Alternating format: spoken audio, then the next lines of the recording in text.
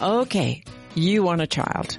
You don't want a child. So you get out the spreadsheet and you put in all the financial needs and relationship needs, family expectations, housing needs, educational hopes, and work requirements, all in your spreadsheet, and you figure out child or no child, right? And so you don't want a child right now, and you pick out the no child spreadsheet, and you put in all the methods and effectiveness and side effects and risks of all the contraceptive ways, and pick out a method to stop your fertility, right? Want the child? You pull out the spreadsheet for eggs and sperms and timing, right? Well, not exactly right. In the 7 domains of family planning, we're working on the emotional domain, and every one of those spreadsheets are splattered with emotions, and we're going to get to it. I'm Dr. Kirtley Jones from Obstetrics and Gynecology at the University of Utah, and I'm a reproductive endocrinologist, so I spent my professional time and my personal time with those spreadsheets with patients. And with me is Dr. Katie Ward, my co-host. She has a doctorate in nursing practice and a PhD in anthropology and a specialist in women's health. We met 35 years ago in a family planning clinic. So Katie, the decision spreadsheet splattered with emotions. What's your take on that? I love that. Have you been watching Inside Out? Yes. No, I love the image of a splattered spreadsheet. It captures something really important and something I was thinking about for this segment, that, we tend to think of emotions as being sort of separate from decision making. Spreadsheets being rational and lead you to a decision, and emotions are things that kind of get in the way of reason. I think I have less of a spreadsheet approach to making decisions and more of kind of a wobbly table. A three-legged stool, sometimes missing a leg. You can stack all your rational reasons on one side, but one emotion, whether it's fear or love or hope or, something else, it can tip the whole thing over. But so what I was thinking about a lot was the emotional complexity of family planning decisions. And, we tend to think of these things as binary. You're either happy or you're sad, or you're excited or you're scared. And that's not really how humans experience life. You can have profound relief and profound sadness simultaneously. You can have hope and fear, joy and terror, and one doesn't cancel the other out, and they're both true. And that's okay, and that's our experience. So yeah, a spreadsheet maybe with a messy color wheel on top of it, or a game of Twister where your head's in the blue and your heart's in the red. And your foot's stuck. That's just so human. That's so human. Thinking over the past with me and my patients, going over the spreadsheets, not so much really. Sometimes I did draw them out on the sheet that goes over the table. I got my pen and I drew it all out, but No, I didn't spend enough time with the emotions. I didn't ask for the color of the splatter on the spreadsheet. Is it fear in red and joy in yellow, or hope in purple, or love in green? And the spreadsheets are very different and different intensity. So if you're talking to a 15-year-old, which has bright colors, or a 40-year-old, which, they're a little muted. With us in the virtual scope studio is Annabelle Scheinberg. She is the director of the Turnaway Project, and she'll talk about that. The Turnaway Project combines groundbreaking research of the Turnaway study with the Turnaway play to engage people in a conversation about abortion that's based on stories and science. And she worked for Planned Parenthood of Utah for 15 years, serving as vice president of external affairs, and she worked for 3 years in education, organizational culture, and leadership and policy and advocacy. She helped form and run groups of peer counselors. These are teens helping talk about contraception with other teens. And she formed groups of parents and children talking about sex. And she's going to help us talk about the emotional domain of family planning. Annabelle, thanks for joining us. So, Annabelle, how did you get here? Did you go to college and sign up for the course that said, I want to be a family planning expert? Is that how you got here? Well, thanks for having me, Kirtley and Katie. It's a pleasure to spend time with you on a topic that I feel so deeply about.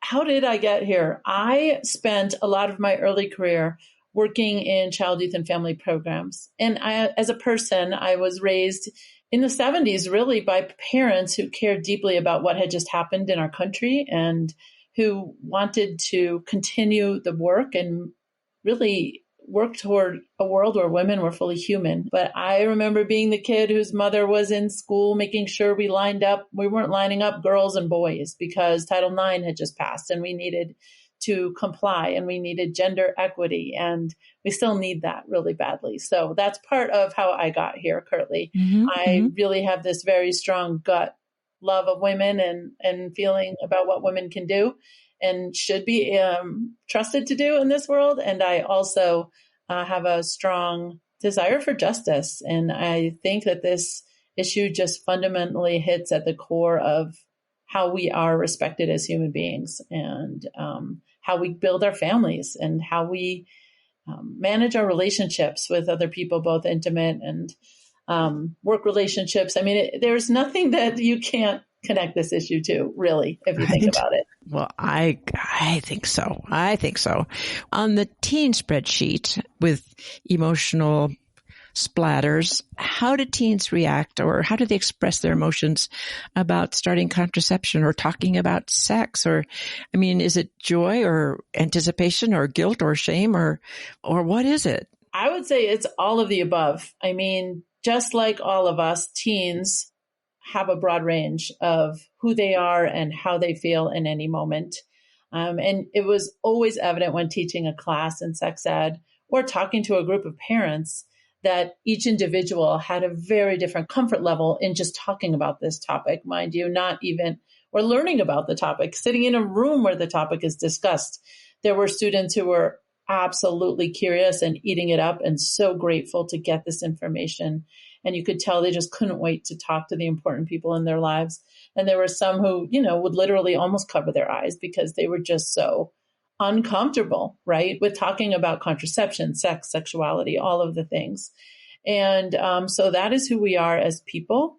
And it's always interesting as the group leader to try to figure out what's the right level of information and how to deliver it to really make people feel as comfortable as possible when going through this kind of course, right? Yeah. And so how do teens feel? At some point in my career, I became familiar with this thing called the feelings wheel. And I thought, wow, this is super helpful because it names so many feelings, so many things that we experience.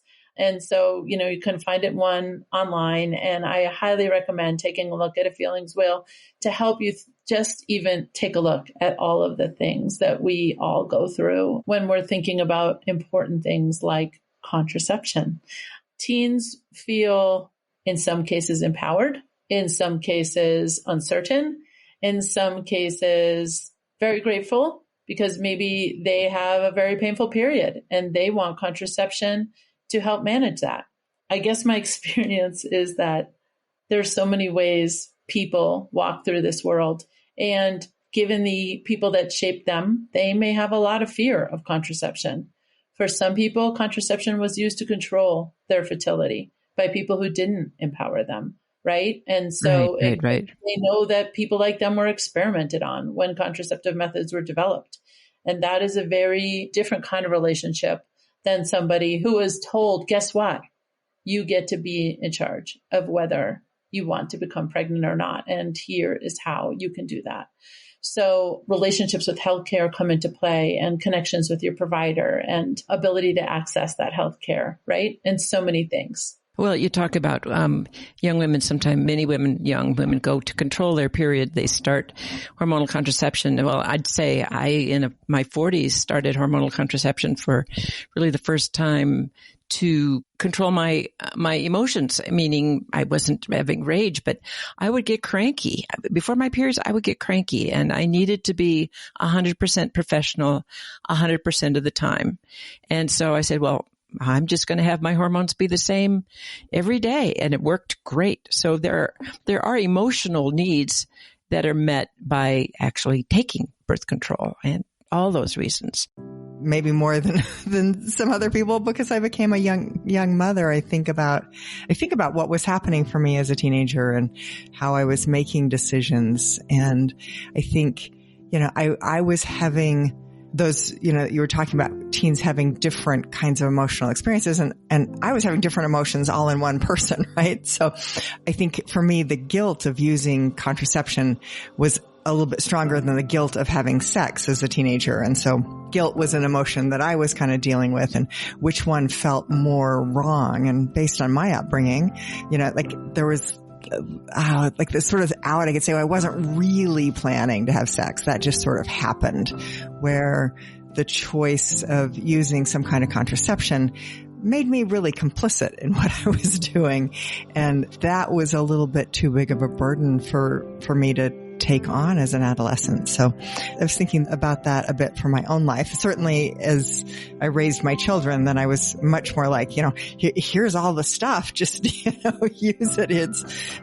So I really tried to flip that script a lot. It's not just the adolescents' emotions, it's the parents. And I remember I went off to college and I'd never had sex and wasn't really planning on it. It wasn't on my spreadsheet, but my dad gave me some condoms and said, if you get pregnant, you come home and we'll work this out. And my mother, overhearing this, if you get pregnant, don't ever walk in this door again. And so, okay. My parents had two completely different perspectives on what would happen if I got pregnant. Oh my goodness. And I remember the emotional color of the room when I was talking with some adolescents who were going to very risky cancer. These are young women who had very risky cancers and were going to have bone marrow transplants. And there were some very important things for us to talk about: women's health stuff, sex and infection and future fertility. And I found much of the time that I had an immature adolescent, silent kid in the room with her mother. But when the mom was out of the room, up popped the most amazing, mature kid who could very clearly articulate about this and her trials ahead. She was like a brand new person when the mom went out of the room. And I said, I love this girl. Before it's like, oh, I don't want to see another teenager ever.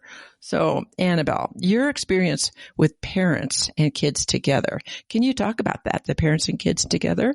I can. And first, I want to go back up to respond to something Katie said, if that's okay. And then segue into, because I think those emotions of guilt and shame that go with choosing to be on a contraceptive method are very common. And they're very common throughout different ages, because we know that contraception is not supported by all faith communities, say, or peer communities. And that is only getting more complex now with the kinds of information people are accessing. So I think that it is really important to acknowledge a role that some of the shame and stigma can play when people are making decisions, especially teenagers. To Curtly, to your point where you got mixed messages from two parents, I think that is also very common, reflecting that parents don't often talk to each other about how they're going to handle this topic with their children. So that is really true to form, right? The way that you were talked to by two different people who cared and loved you about a topic that's really so important that it could disrupt your educational path as you left for college, right? Very interesting and very real. And so thanks for sharing both of those things. I think what I saw with teenagers starting in about 2016 and their parents was really a different level of concern about contraception, where people started to worry, will I be able to access this if I need it?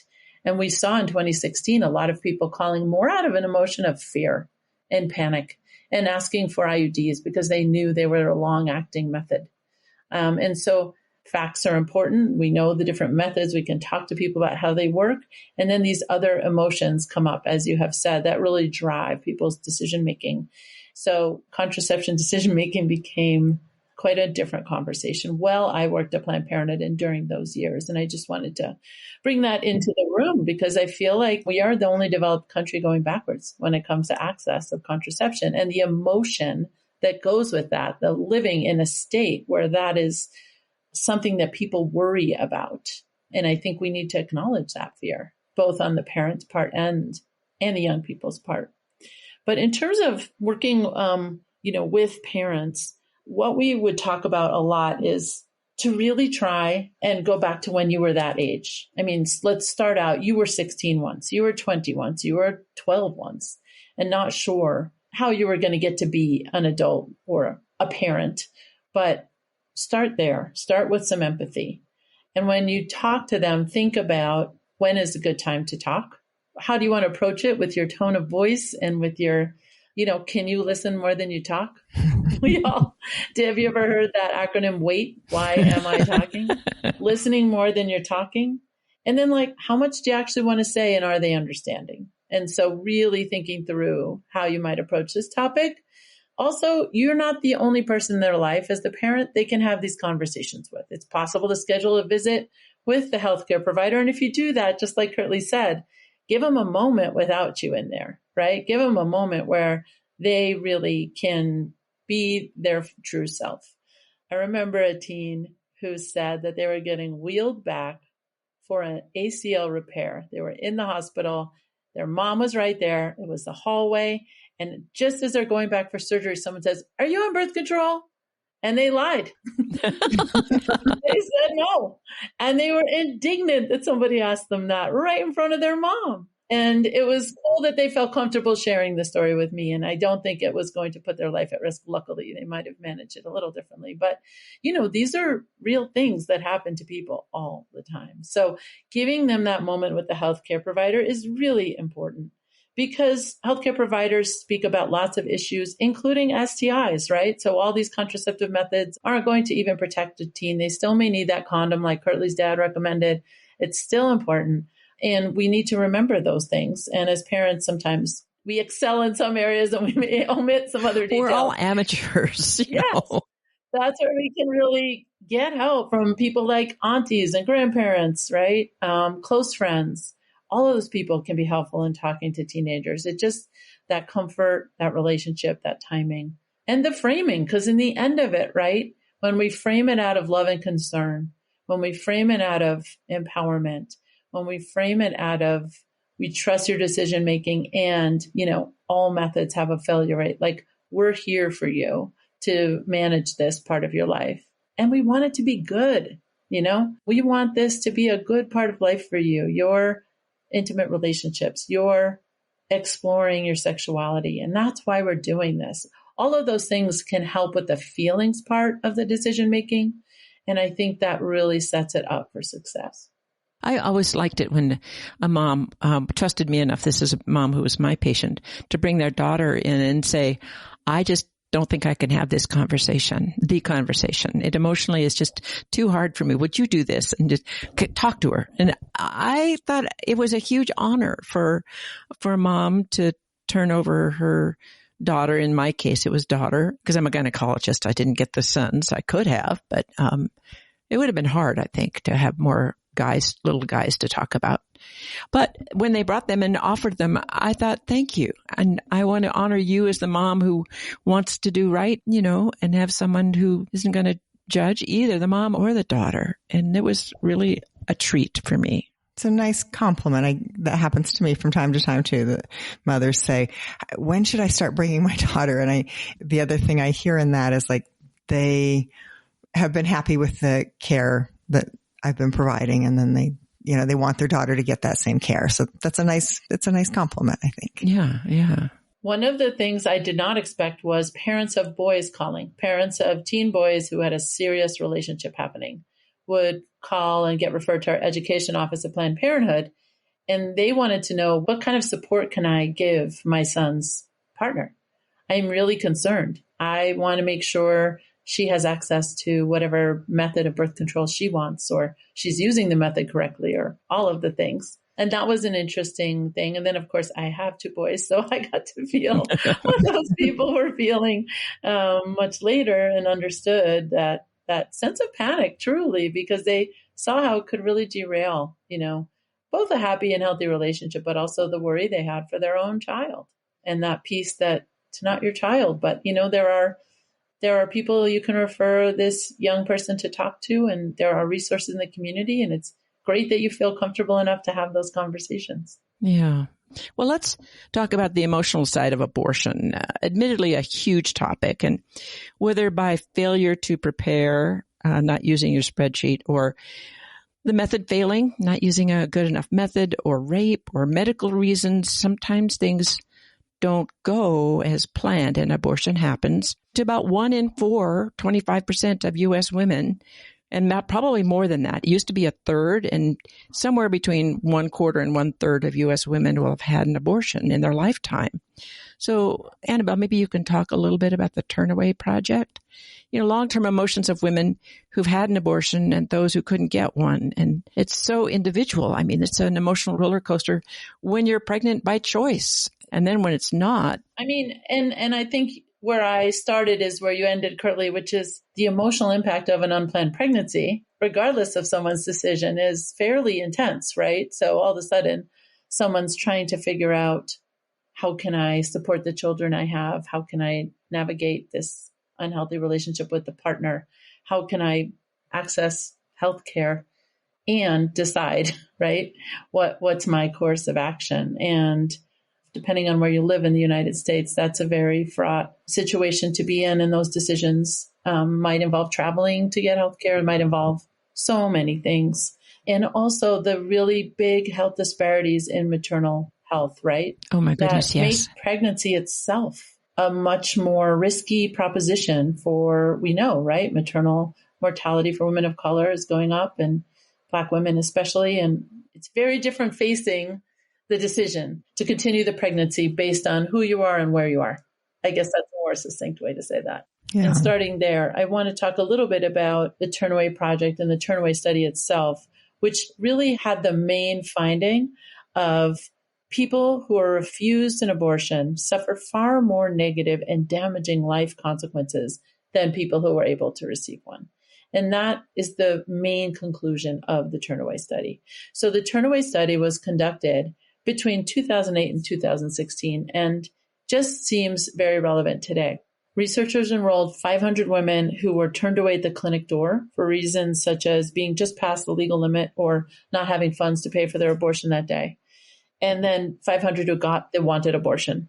And what they found, looking at everything from credit scores, bankruptcies, economic well-being, relationship health with their partner, well-being of existing children and their development, and maternal health, all turned out better with rigorous follow-up over a 5-year period for these two groups of women in the women who received the wanted abortion. I think emotionally, we experience pregnancy differently. And the Turnaway Project did a great job of really asking women a few times a year over a 5-year period, how they were navigating their lives post-abortion or post-abortion denial. And that has just been an incredible set of information for all of us to have. Yeah. And then what you did is turned it into a play, which is the brilliant part. Because I think the thing that I see as a provider and a researcher, I'm familiar with the study. I'd been watching it develop over the years they were working on it. And for me, as a scientist, a good research study is very much telling a story. In fact, I think about that when I have to write up my own research. How do I tell this story? But I've never thought of turning my research into a play. And so I think that is very cool of bringing, what otherwise might sound to the non-researcher like something that's kind of boring is, bringing out that data with humor and humanity and, really bringing research to life in a way that people can hear it and listen to it if you're not, if you're just not compelled by p-values and things. Yeah. This whole idea of science plus stories, right? Like, how do we underscore the science with the stories of the women who lived through these experiences? And there's also a book that Diana Foster, Dr. Foster, who was the principal investigator on the study, she's written a book about the Turnaway study, which is a great read. But again, it's a long read and it has a lot in it. And the play is sort of this 1-hour encapsulation. And it's one of the things that excited me about the work of the Turnaway Project is engaging people through art, right? And stories and bringing them together for something other than a rally or a lecture or something that we frequently do in the abortion rights and movement. And this was really, for me, I thought something different and I wanted to be part of it. I feel like I confront this all the time in my clinic right now where social media is such a strong presence in people's lives. And so like people will hear an influencer on social media talk about, well, the thing that comes up a lot right now is pain with IUD insertion. And so, all you need is to see one person telling a really compelling story on social media. And the fear that then my patients bring into the clinic about how much pain they're going to experience. And there's sort of no amount of telling them what I know, both, from my experience as a clinician and also from, the research that I read and that I've conducted in my lifetime, that their fear might be unwarranted. Like you can't kind of combat that storytelling or, convince people when it doesn't necessarily apply in their situation. And so I think that this is a challenge for scientists right now is to tell our stories in a compelling way. And realizing that we're all struggling as humans to try to lead a life that's the best for our families and for ourselves. And there are many ways that family planning or the planning can go wrong in a pregnancy and in a termination. And I remember weeping, and my emotions here are on high. That's me crying in the operating room when we were doing a pregnancy termination for a young woman with a wanted and planned pregnancy who found that she had a very aggressive leukemia when she came for her first prenatal visit early in pregnancy. And without aggressive treatment and a bone marrow transplant, she would not survive the length of her pregnancy, and neither would her fetus. And so she and her husband chose termination to save her life. And I knew she was heartbroken and frightened.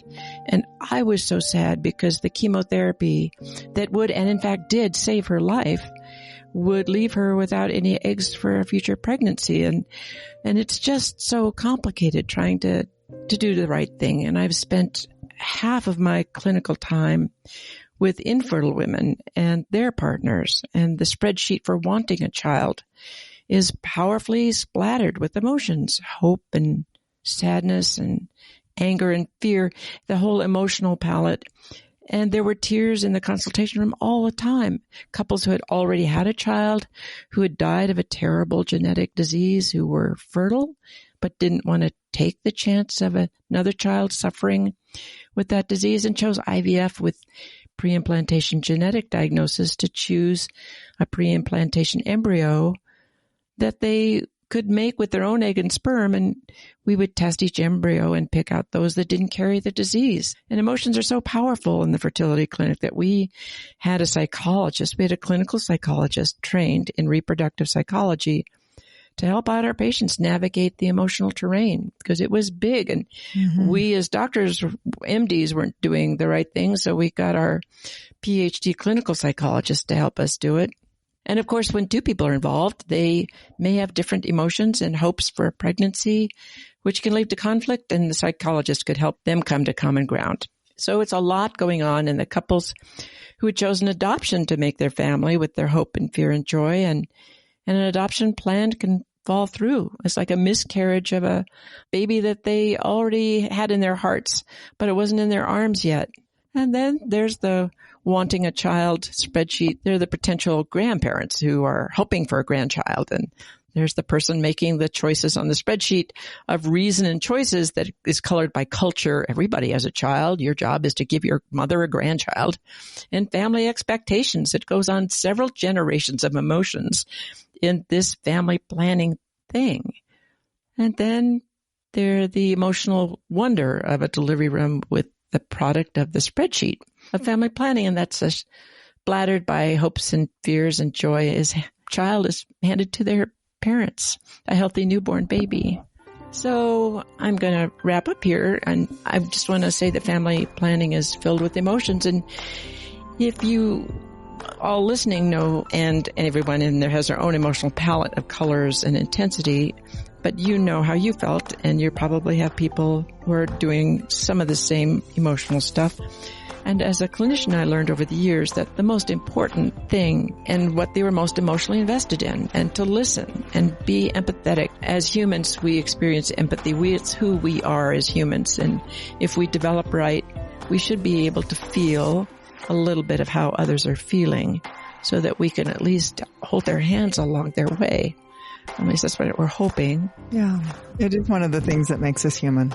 Yeah. And it's not just empathy for our own child, but our friends' children and our community's children and our community's families and the women who are trying to make these decisions, and men.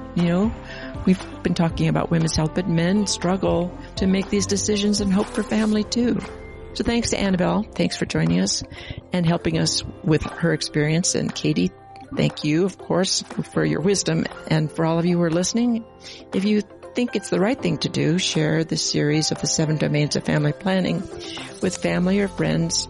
And you can find us and all of our 7 domains of women's health topics wherever you get your podcasts or on women7.com. And thanks for joining us with all the colors of your family planning spreadsheet. Thank you. Thank you.